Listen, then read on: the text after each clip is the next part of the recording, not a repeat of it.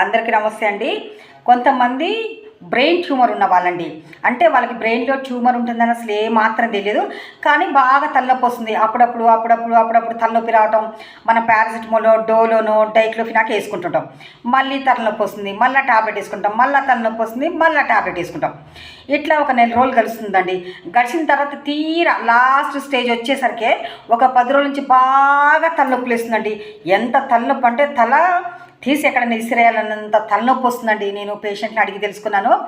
అప్పుడు వాళ్ళు చెప్పిన సందేశం ఏంటంటే, అమ్మ నాకు బాగా 10 రోజుల నుంచి విపరీతమైన తలనొప్పి వచ్చింది.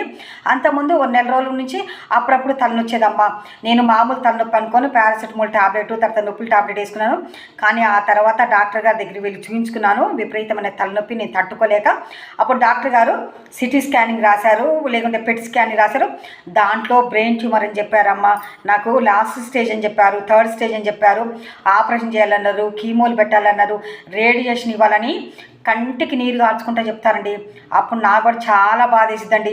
చూడండి, క్యాన్సర్ జబ్బు చాలా వరకు లాస్ట్ స్టేజ్లో బయటపడి మన ప్రాణాలని హరిస్తుందండి. అట్లాగే చిన్న చిన్న పిల్లలు ఉంటారండి. వాళ్ళకి నేను మొన్న చూశాను, ఒక అమ్మాయికి 6 నెలల బాబు ఉన్నాడు, అట్లాగే ఒక 2 సంవత్సరాల బాబు ఉన్నాడు. చూడండి, ఆ పిల్ల కన్నీటి గాథను వింటే నాకు చాలా బాధ వేసిందండి. ఆయన లాస్ట్ స్టేజ్ అంటే బెడ్ రీడన్ అయిపోయాడండి. ఆయనకు సర్జరీ అయినాక ప్యాలిటీ కేర్లో తీసుకొచ్చారనమాట. నేను అక్కడ పనిచేస్తున్నప్పుడు ఆ ప్యాలిటీ కేర్లో చూసినప్పుడు ఆమె కన్నీరు కాచుకుంటూ, నేనేం చేయాలమ్మా, ఈయన చూస్తే లాస్ట్ స్టేజ్, నాకు 2 బిడ్డలు, నేను ఎట్లా బతకాలా అని అన్నది. ఆ భగవంతుని దయ ఎలా ఉంటే అలా జరుగుతుందమ్మా నన్ను. కానీ మనం ఏం చేయగలమండి, ఏం చేయలేం కదా. అతనికి ప్యాలిటీ కేర్ ఇవ్వడం తప్ప.